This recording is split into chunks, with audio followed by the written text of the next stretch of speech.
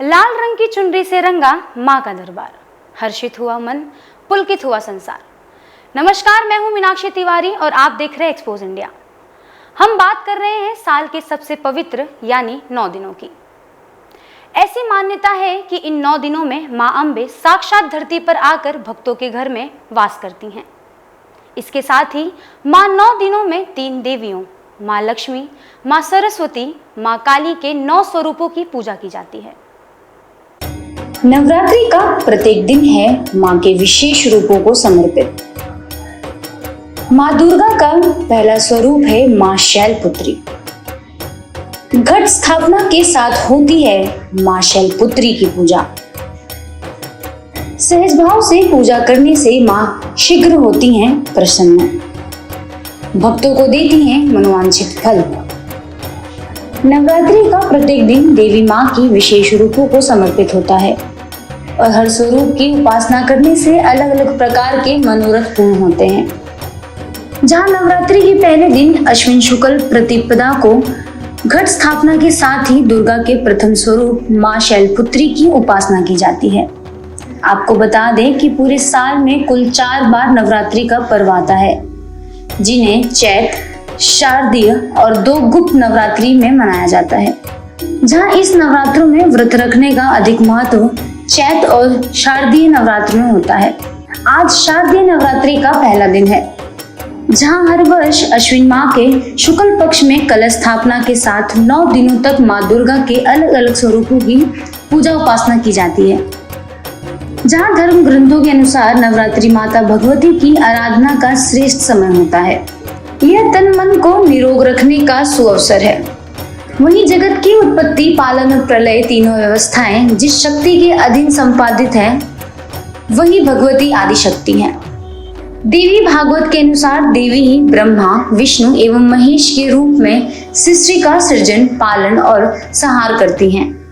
भगवान महादेव के कहने पे रक्तबीज, शंभु निशंभु, मधु कैटभ आदि दानों का संहार करने के लिए माँ पार्वती ने असंख्य रूप धारण किए, किंतु देवी के प्रमुख 9 रूपों की पूजा अर्चना की जाती है।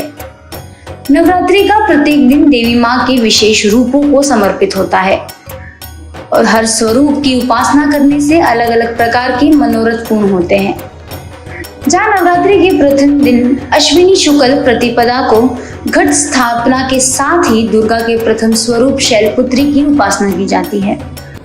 जयंती मंगला काली भद्रकाली कपालिनी दुर्गा क्षमा शिवा धात्री स्वाहा सदा नमोस्तुते। आप सभी को इस सर्दी या नवरात्र के पावन पर ढेर सारी शुभकामना, बधाई एवं आशीर्वाद। आज प्रथम शैलपुत्री का आज के दिन माँ शैलपुत्री की हम पूजा करते हैं। सबसे पहले हम कलश की, जैसे ये देखें, इस कलश की स्थापना की जाती है। उसके पश्चात आप ये देख रहे हैं कि ये जौ हैं, इसके अंदर में ये जौ बोए जाते हैं और ये आदि शक्ति माँ जगदम्बा की पूजा की जाती है। नैवेद्य यानी मिश्री, मिष्ठान और ये ऋतुफल ये माँ को अर्पित किए जाते हैं और ये जो जोत है, ये जोत जगाई जाती है। माँ दुर्गा अपने पहले स्वरूप में शैलपुत्री के नाम से पूजी जाती हैं। दरअसल पर्वतराज हिमालय की पुत्री होने के कारण इनका नाम शैलपुत्री पड़ा। अपने पूर्व जन्म में माता शैलपुत्री प्रजापति दक्ष की कन्या के रूप में उत्पन्न हुई थी। तब इनका नाम सती था। जहाँ इनका विवाह भगवान शंकर जी से हुआ था। जहाँ एक बार प्रजापति दक्ष ने बहुत बड़ा यज्ञ किया, जिसमें उन्होंने सारे देवताओं को अपना अपना यज्ञ भाग प्राप्त करने के लिए निमंत्रित किया, किंतु शंकर जी को उन्होंने इस यज्ञ में आमंत्रित नहीं किया। वहीं माता सती ने वहां जाने की अपनी इच्छा भगवान शिव को बताई, तो भगवान शिव ने कहा, प्रजापति दक्ष किसी कारणवश हमसे रुष्ट हैं। अपने यज्ञ में उन्होंने सारे देवताओं को निमंत्रित किया, किंतु हमें जानबूझकर नहीं बुलाया। जहाँ ऐसी स्थिति में तुम्हारा वहां जाना किसी भी प्रकार से ठीक नहीं होगा। शंकर जी के इस उपदेश से देवी सती का मन बहुत दुखी हुआ। पिता का यज्ञ देखने वहां जाकर माता और बहनों से मिलने की उनकी व्यग्रता किसी प्रकार भी कम ना हो सकी और उनका प्रबल आग्रह देखकर शिव जी ने उन्हें वहां जाने की अनुमति दे दी। जहाँ सती ने पिता के घर पहुंचकर देखा कि कोई भी उनसे आदर और प्रेम से बातचीत नहीं कर रहा है। केवल उनकी माता ने ही स्नेह से उन्हें गले लगाया। परिजनों के इस व्यवहार से देवी सती को बहुत दुख हुआ।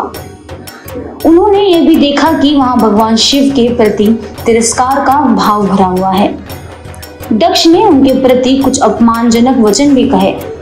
ये सब देख के सती का हृदय ग्लानि और क्रोध से स्तब्ध हो उठा।